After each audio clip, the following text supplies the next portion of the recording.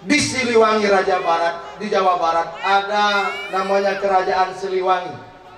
Punya pangeran namanya Raden Manarasa, atau orang Jawa Barat menyebutnya Pangeran Cakrabuana. Kemudian pangeran yang gagah perkasa itu menikah dengan perempuan yang cerdas, yang alim, yang soleha, dari perempuan bernama Nyai Subang Larang. Itulah menikah antara Raden Manarasa dengan Nyai Subang Larang, melahirkan dua orang anak yang soleh dan soleha, namanya Rara Santang dan Kian Santang.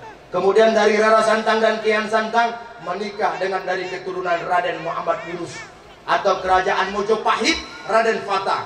Kemudian membentuk sebuah kerajaan yang hebat, yang bernuansa Islami, hingga kerajaan berpengaruh pada bumi Sumatera.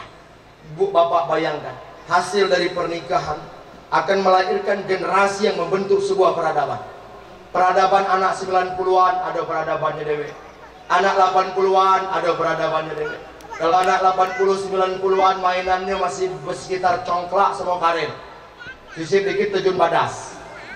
Nah, yang tahu itu berarti lagu terjun badas, main karet, main kelereng. Anak 80-90-an lagunya juga masih tertata. Lagu 80-an masih lemah didengar, masih menata nilai-nilai norma-norma agama. Telah ku terima suratmu nan lalu. 80-an lagu itu, Bu. Penuh sanjongan kata merayu, mogala de tak pernah bersuah sayang, pasti kelak kita kan berjumpa. 80-an masih nyago antara lanang bedino, cuman berkirim surat, ya, cuman berharap jodoh datang pacak bertemu. Anak 80-an, tapi menanak zaman kini tidak lagi pakai surat, tinggal WA. Aku tunggu kau di bawah batang jering, atau aku tunggu kau di pucuk bukit sulap. Apa kau kak? Kita bulat-bulat pucuk ini. Selesai pergeseran peradaban. Maka hari ini kita yang menikah muda melahirkan peradaban pada peradaban modern. Kalau anak dulu dikasih kerincing diamuk, kerincing di ayun, nyok kerincing duit kok ucuk ayunan. Dia betul. Anak zaman dulu, zaman kini sapolo kamu nyok kerincing tidak bakal dia. Kamu nyok HP, nah baru dia sopi. Itu maknya ngajar itu. Peradaban pergeseran nilai. Apakah kita mesti menolak itu, Pak Ustaz? Tidak. Orang yang menolak peradaban adalah orang yang tertinggal pada zaman, dan zaman akan merusak kepala dia, yang pada akhirnya dia menjadi orang yang terbelakang. Tapi apa yang bisa kita lakukan? HP tidak bisa kita tolak datang, sains teknologi tidak bisa kita tolak. Kalau kau tinggal di pinggir sungai, tak bisa melarang anak turun ke sungai. Tapi apa yang bisa kau lakukan? Ajarkan dia berenang agar dia tak hanyut dalam sungai yang deras itu. Peradaban modern tak bisa kita tolak, tapi pada peradaban hari ini ajarkan anak-anak agama agar mereka tidak tergerus arus peradaban yang serba rusak ini, ya, yang serba luar biasa ini. Zaman kini segala nak dipertengkar, beda pilihan presiden nak bertengkar, beda pilihan bupati nak bertengkar, beda pilihan kades nak beribut. Kita menjadi orang yang paling bodoh ketika kita menganggap sebuah demokrasi tidak lagi bisa kita ambil sebagai nilai yang pokok. Maka hari ini anggaplah perbedaan dalam hidup mengantarkan kita pada satu nilai, yang nilai itu akan mengantarkan kita kepada ridho Allah Subhanahu wa Ta'ala. Maka maaf adinda berdua, saya tidak berkata banyak. Apa yang ingin saya katakan dulu saat saya menikah 2017 tanggal 20 bulan Desember.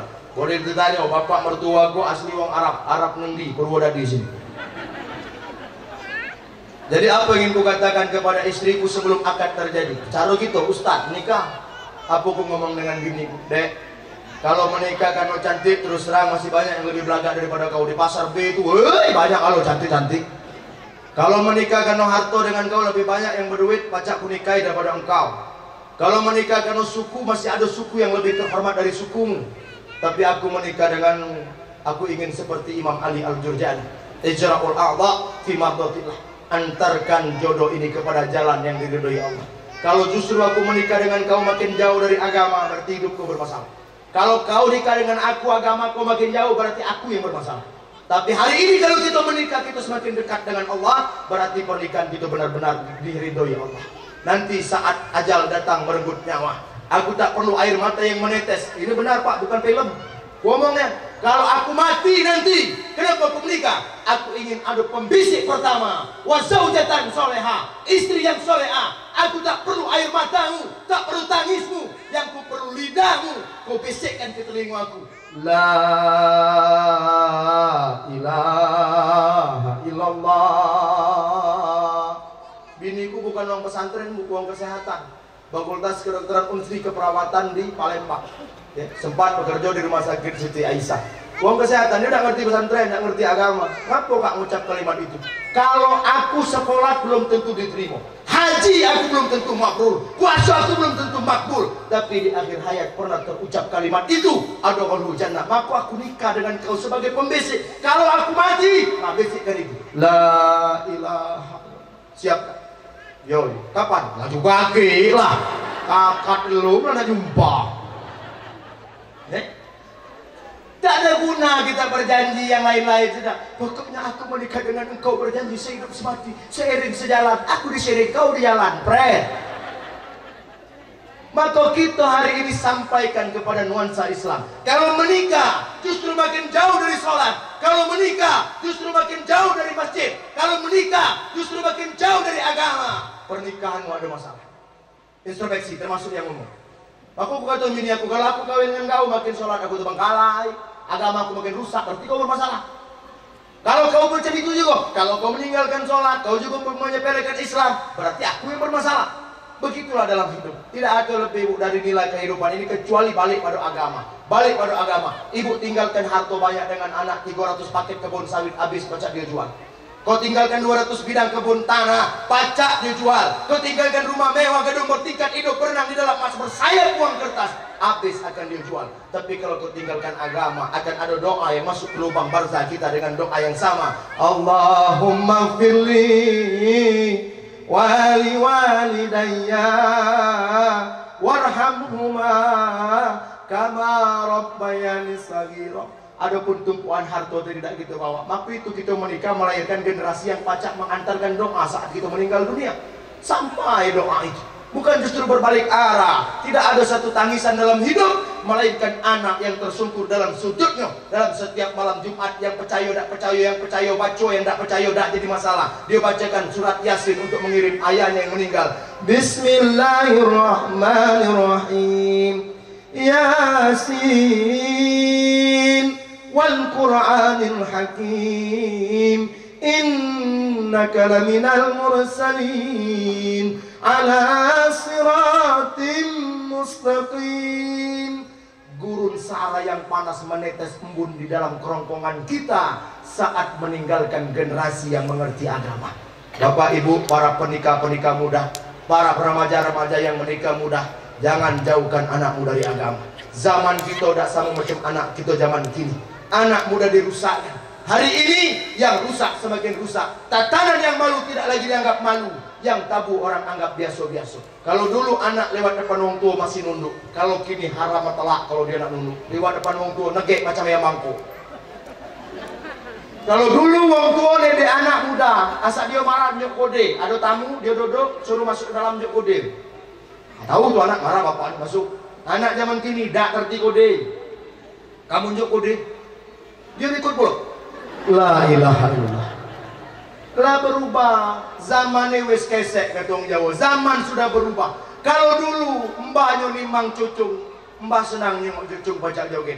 Anang ning ning nang ning nang ning. Oh cucung kalau pacak joget. Ujung mbah zaman dulu. Menjaman kini lah terbalik. Bukan mbah senang nyengok cucung pacak joget, cucung tepuk tangan nyengok mbahnya pacak joget kemudian tempel. Nah mbahku.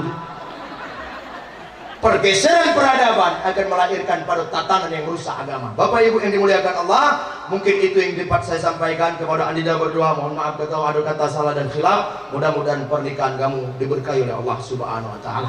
Untuk ibu-ibu tampan yang sudah muda, apalagi dari Sumatera, kitalah semua harapan bangsa, akhlak dan moral harus dijaga. Kuntilanak indah tawanya, terbahak-bahak tercebur telaga. Aku Aidil Musa pamit undur diri di hadapan Anda. Insya Allah kita akan berjumpa pada episode-episode selanjutnya. Jangan tersinggung, apa kata orang Melayu, alangkah panjang pantak keli, kalau nak mantak nak meci kaki. Jangan galak melawan laki, biar laki tak kawin lagi. Hati-hati.